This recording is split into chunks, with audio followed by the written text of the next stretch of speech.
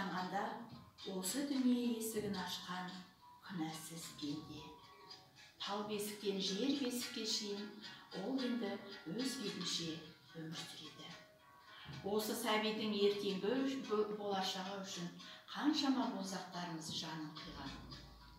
Асқақ арманға қол созамыз деп бүгінгі бейбіт өмірді көре алмай кеткен асылдарымыз қаншама. Иә, ағы мен қарасы, жақсы мен жаманы, жасығы мен жасампазы, егіз ұғымдай болған жаңа ғасырға саф алтындай баға жетпес байлығымыз, ұлт құндылықтарымызды қадірлей білейікші ағайын.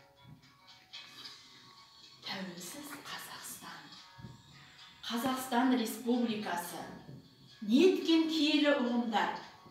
Біз осы ұғымдарымыздың өзінен отанымыздың егеменді киелі екендігін көріп отырмыз емес пе?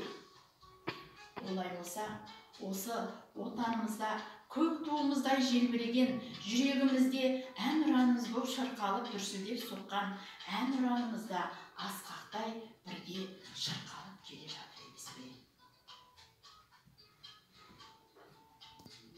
Кейінге жайған егеменді еліміз.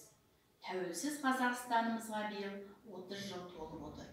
Осы 30 жылда Қазақстанымыз талай кезеңді бастан кешірді. Осы 30 жылдықты біз 3 кезеңмен қарастыруға болады. Ең алғашқы 10 жылдықты мен жаңа Қазақстанның іргетасын қалау кезеңі деп айтар едім. Себебі бұл кездерде мемлекетіміздің басшысы, елбасымыздың басшылығымен рәміздеріміз, нышандарымыз қабылданды. Ата заңдарымыз дүниеге келді. Өзіміздің жаңағы боздақтарымыз, қарулы күштеріміз қабылданып дүниеге келген екен. Екінші кезеңіміз 12-ші 10 жылдықты Қазақстанның керегесі кеңейген кезең деп қарастырар едік. Ал 3-ші 10 жылдықты біз шаңырағымыз биіктеп, өсіп өркендеп, мемлекетіміз нығайған кезең деп айтар еді.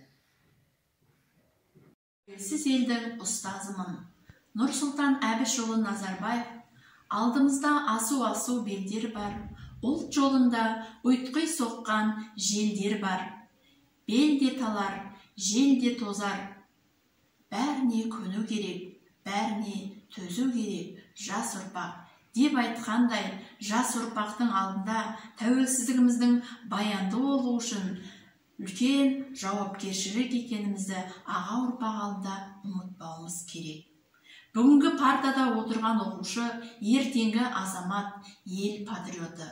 Олардың алдындағы үлкен міндеттердің бірінші міндеті өзінің елінің іргетасын қалау. Екінші міндеті сол елдің өзінің тәуелсіз елінің ұрпағы екендігін ұмытпау, ары қарай елінің дамуына үлес қосу.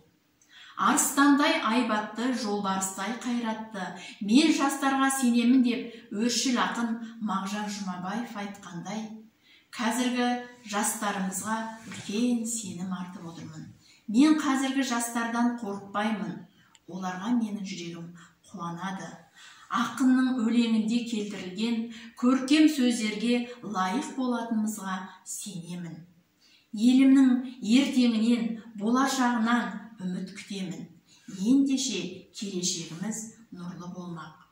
Оның негізі бүгінгі арыстандай, жолбарыстай, қырандай күшті жас ұрпақтың біздің бүгінгі әдемі әрекеттеріміз, ұтымды ұмтылыстарымыз. Мен қазақ болып туғаныма, осындай байтақ елде дүниеге келгеніме қуанамын. Өйткені мен тәуелсіз елдің